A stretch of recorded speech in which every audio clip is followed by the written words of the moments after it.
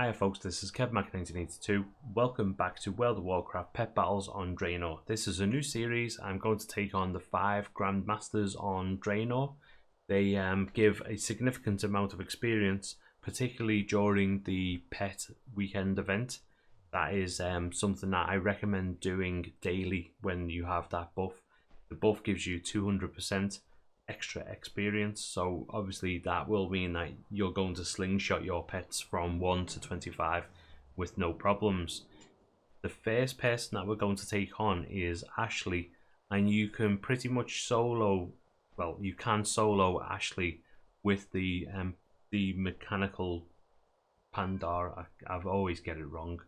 The mechanical Pandaren Dragonling. So then you have the opportunity to level 2 different pets, and we will get to that in a second. But first up, the pets that Ashlei has are Pixibell, Doodle, and Tally. Doodle is he's just basically does nothing. So you can once he is out and the other 2 are dead, then that means you can bring in any pet you want and just kill him off, and obviously you earn a heap of experience. So Pixibell has the abilities Arcane Blast, which blasts the enemy with a surge of arcane power, dealing 222 magic damage. Damage increases by 74 each time it is used, maximum of 370 magic damage. Then the next one is Moonfire, which deals 370 magic damage and turns the weather into moonlight for 9 rounds. During Moonlight, all pets receive 25% additional healing, and magic abilities deal 10% additional damage. And last but not least, he has the Life Exchange, which equalizes the health between the user and his enemy. Health gained cannot exceed the caster's maximum health. So he's got 1481 health, which is quite high, I guess. Our guy, I've not got him out, so I can't really check him. Next up is Doodle. So Doodle's abilities are cute as a button, where he just looks cute, so obviously he can't attack and doesn't do anything. Who's the best Elec in the whole world? So relish in your dominance as the greatest stuffed animal ever. Again, no attack, no damage to your pets. And nap time, which means that he takes a short nap. Again, no damage to your pets, so you're in no danger at all when you're fighting Doodle. The only problem that you have is that he has quite a significant amount of health, so you know you may want to swap in your leveling pets, swap back out again, and kill him off with the mechanical Pandaren Dragonling. I always get the words mixed up for some reason. And last but not least, we have Tally, who has Horn Gore, which gores the enemy, dealing 228 to 342 beast damage. Then we have Stampede, which starts Stampede, causing 122 critter damage. Opponents struck by the Stampede take double damage for 2 rounds. Stampede continues for 3 rounds. So it's pretty much the same as Icky's ability, and also the Zandalari, Ankle Render, and Knee Biter. And then we have Headbutt, which deals 408 beast damage and has a 25% chance to stun the target. So obviously it's a pain in the backside as much as anything, but she is pretty simple. So our team that we're going to go with, we've picked level 1s just so we can see how much experience we get. I think we need 50 for level 1. Yeah, we do. 50 experience for level 1, and then it ramps up as you go into different levels. So I think from this fight, without the 200 XP buff and only having the Safari hat, we will get around 2,000 or 3,000 experience. So it's going to get us probably from 1 to 10, I guess, maybe higher, but we shall see. And the main man for this fight is the mechanical Pandaren Dragonling. We have the abilities Breath, Bombing Run, and Decoy. So yeah, without further ado, let's just jump in there. Obviously, Ironbound Protowhelp is level 1, so he's only got the Breath ability, and Soul of the Forge has the Deep Burn ability. He is also level 1, so he can't do anything else. Let's jump in there. Let's do this. For this guy, I am going to do Bombing Run first off.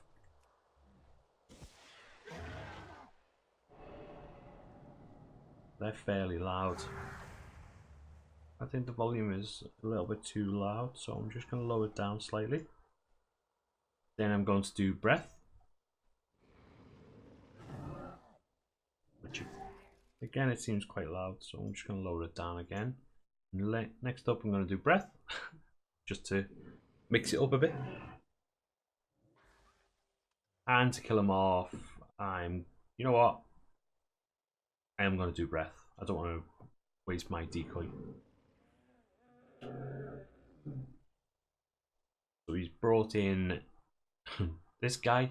I'm just going to get the decoy out, just purely because I might as well use it now and get the cooldown ticking.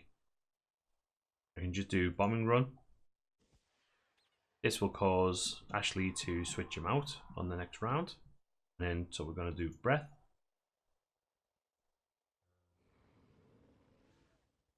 29 health onto tally. I'm going to do breath again. Obviously, he's going to attack now, which we're going to block with our decoy. Breath again. This fight is not the most exciting, you know. We're just going through the motions of making sure that we're killing off the first two. So now that he's bringing in Doodle again, I'm going to swap in my first leveling pet, which is the Proto Whelp. Might as well just give it a hit, just because we're not doing much damage. That's fine by me. Next up, Soul of the Forge. Switch him in. Might as well do a hit.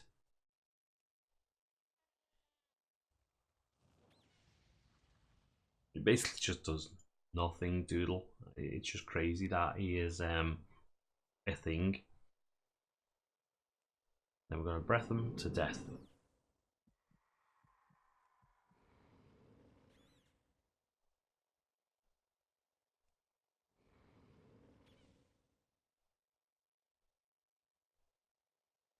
May have overdone it on lowering the volume down.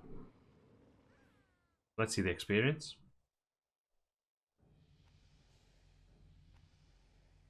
So we got 2393 experience for both of them, and we've gone from level 1 to level 9 in one fell swoop.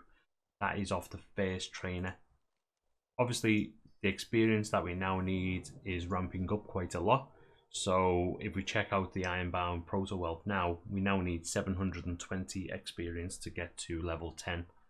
Now, that means that if we get 2393, we're probably only going to start getting two levels, maybe 3 levels at most.